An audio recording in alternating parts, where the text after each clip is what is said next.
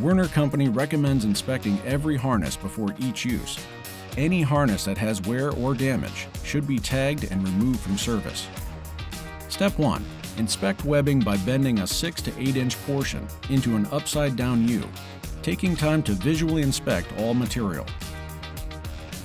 Look for tears, cuts, fraying, abrasion, discoloration, burns, holes, mold, or any other signs of wear or damage. Be sure to inspect webbing that is hidden by padding or hardware. Step 2. Inspect all buckles, grommets, and connectors.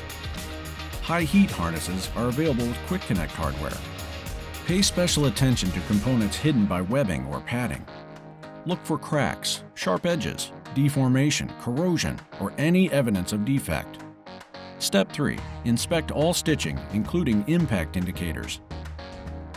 All sewn terminations must be secure, complete, and have no visual damage. Step 4. Ensure that all labels and markings are present and legible as delivered by the manufacturer. If any signs of wear or damage are observed during inspection, tag and remove the harness from service. If you need more information, visit our website or contact customer service.